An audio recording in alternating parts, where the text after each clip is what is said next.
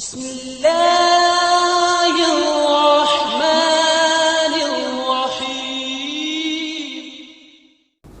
اعوذ باللہ من الشیطان الرجیم بسم اللہ الرحمن الرحیم الحمد لأہلہ والصلاة والسلام علی اہلہا اما بعد فقد قال امام جعفر صادق علیہ السلام قال جاء رجل الى النبی صلی اللہ علیہ وآلہ وسلم فقال یا رسول اللہ من ابر قال امک قال ثم من قال امک قال ثم من قال امک قال ثم من قال اباک۔ عزیزان گرامی محترم سامعین،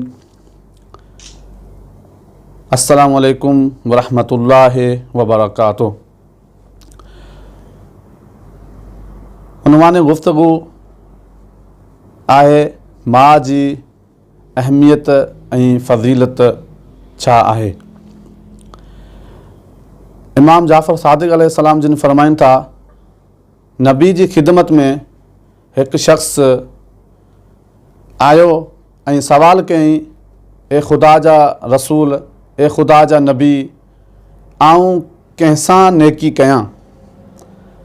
حضرت محمد مصطفیٰ صلی اللہ علیہ وآلہ وسلم جن جواب میں چیو اواں پنجی ماؤ ساں نیکی کریو۔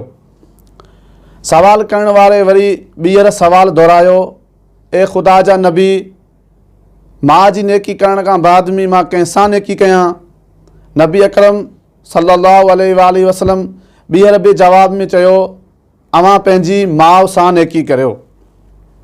سوال کرن والے پنجو سوال टियों مرتبو دہرایو، چیئیں تے ماں ساں نیکی کرن کا بعد میں کیساں نیکی کریاں؟ نبی اکرم صلی اللہ علیہ وآلہ وسلم ٹے مرتبہ بھی جواب میں چیو اواں پنجی ماؤ ساں نیکی کریو۔ سوال کرن والے سوال کے چوتھوں مرتبو دہرایو ऐं چیئیں اے خدا جا نبی، اے خدا جا حبیب، ماں جی نیکی کرن کا بعد میں ماں کیساں نیکی کیاں؟ تو نبی اکرم صلی اللہ علیہ وآلہ وسلم جن فرمایو اواں پنجے پی ساں نیکی کریو۔ ہن روایت ماں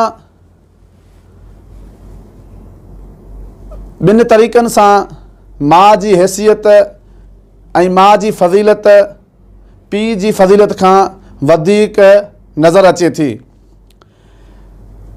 پہریوں طریقو ہی تو نبی اکرم کا جنہیں سوال کرن والے سوال کیو اے خدا جا حبیب، اے خدا جا رسول، آؤں کیساں نیکی کریاں؟ تو نبی اکرم صلی اللہ علیہ وآلہ وسلم ماں جی نیکی کے مقدم کیو پی جی نیکی تے۔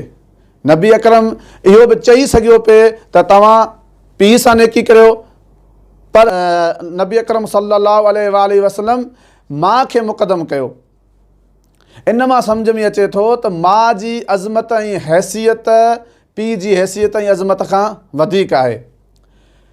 بیو انما سمجھ میں اچے تھو تو نبی اکرم صلی اللہ علیہ وآلہ وسلم ماں جی نیکی کرن جے لائے 3 مرتبہ حکم ڈنو ہے۔ 3 مرتبہ راوی سوال کیو، 3 مرتبہ نبی اکرم صلی اللہ علیہ وآلہ وسلم جواب میں چیو تو پنجی ماؤ ساں نیکی کر۔ انما سمجھ میں اچے تو ماں جی عظمت ऐं حیثیت پی جی حیثیت کھاں ودیک آہے۔ ایک بی روایت میں آئے تو نبی اکرم صلی اللہ علیہ وآلہ وسلم کا ایک شخص سوال کرے تو اے خدا جا نبی، اے خدا جا رسول، آؤں ایک نوجوان شخص آیاں ऐं آؤں چاہیاں تو آؤں خدا جی راہ میں جہاد کریاں، مجھے ڈاڈو شوق آئے، پر مجھے ایک پوڑی ماں، ضعیف ماں ان تے راضی نہ آئے۔ تو نبی اکرم صلی اللہ علیہ وآلہ وسلم ان شخص کے جواب میں چون تھا مجھے ان ذات جی قسم، مجھے ان ہستی جو قسم جیں مجھے حق جو نبی بنائے موکلیو آئے، اوہاں جو ماں ساں ایک رات نیکی کرن، ایک رات خدمت کرن خدا جے نزدیک हिकु साल जहाद करण खां अफ़ज़ल ऐं बहितर आहे। हिन रवायत मां सम्झ में आयो त ही शख़्स चवे पियो त आउं जहाद ते वञा ऐं आउं चाहियां थो त जहाद ते वञा। नबी अकरम सल्लल्लाहु अलैहि वसल्लम जवाब में चयो, अगरि तूं जहाद ते न वञ ऐं पंहिंजी माउ खे राज़ी करे पंहिंजी माउ जी ख़िदमत कर ऐं पंहिंजी माउ सां नेकी कर, इहा हिकु राति तव्हांजी पंहिंजी माउ सां ख़िदमत करणु ऐं नेकी करणु अल्लाह जे नज़दीक हिकु साल फ़ी सबीलिल्लाह ख़ुदा जी राह में जहाद करण खां अफ़ज़ल ऐं बहितर आहे। वमा अलैना इल्लल बलागुल मुबीन।